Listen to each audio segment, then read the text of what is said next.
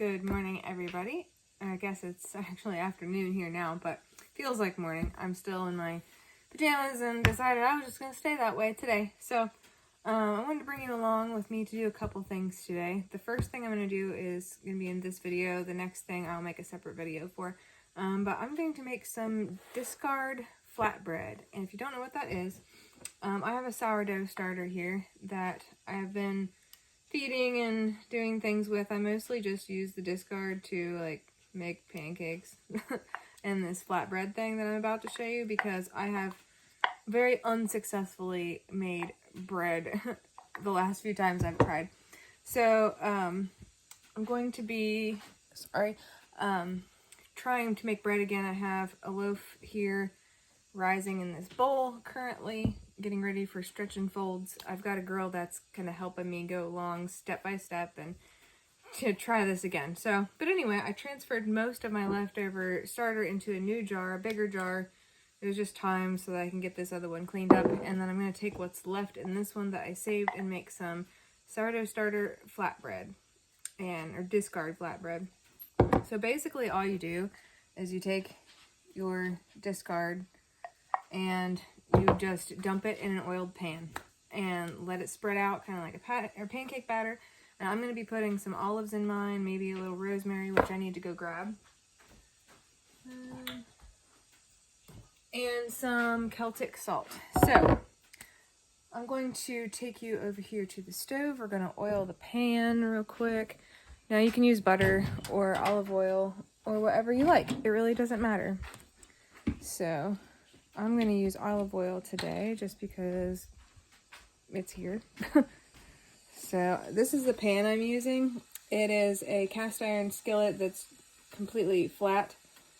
Now for the sourdough discard flatbread, you want your pan to be really hot because if it's not hot enough, then it'll just take forever to kind of brown on one side, and you want it to be a little brown, a little crispy, so that it tastes real good. So let me get the camera set up over here and then I'll bring my stuff over. It's hard to film these kinds of videos by yourself, guys, so just be patient with me.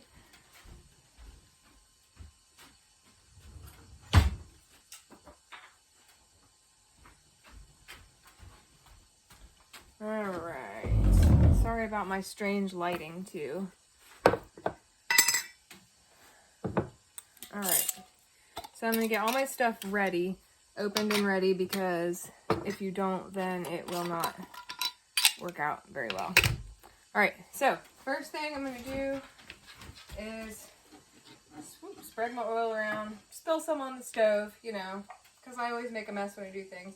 I'm just going to dump this all on here. Just dump it out.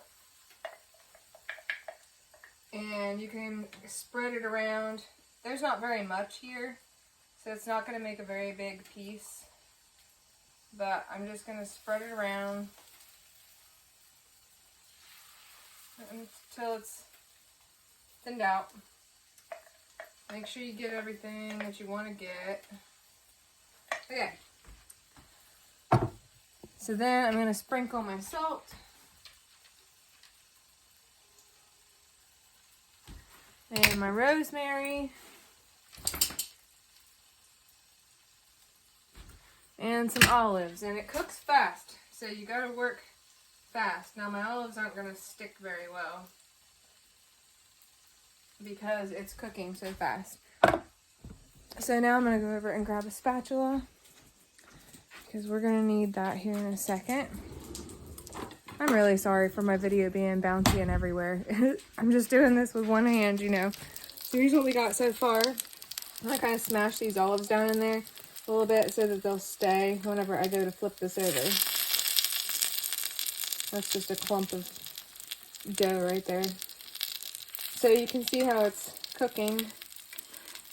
So you'll just let that cook until it is your desired brownness on the other side. And then you'll flip the whole thing over. And then you'll cook it on the other side. You can see here where I spilt oil on my stove. I just make such a mess when I cook sometimes. So this will take a minute. to get as brown as I like it. So I will come back when I flip it over and show you. Alright guys, I flipped it over and this is what it looks like. Now, whenever I have more starter, it's more round than that, and you can see where I dribbled things there, but hey, it doesn't have to be perfect as long as it tastes good. So now I'm just going to let it cook on the topping side for as long as it takes to get everything done over there, which will just be a few seconds, and then take it off the stove, and we'll eat it. I think I might cook a couple eggs from my chickens to go with that, and that's it. Something I want to try here soon, which I'll bring you guys along with me if I do, is to make a pizza using that stuff. So I would basically make the flatbread first, and then I would put the flatbread in the bottom of our bread Dutch oven, which is a very shallow Dutch oven, base about this deep, and has a big dome on top of it. So then I would put the cooked flatbread in there with the sauce and toppings and put the dome on and let it do its thing and just see how that goes. So that's one of my future projects I want to try with my starter, but for now, it is flatbread for brunch. See you next time.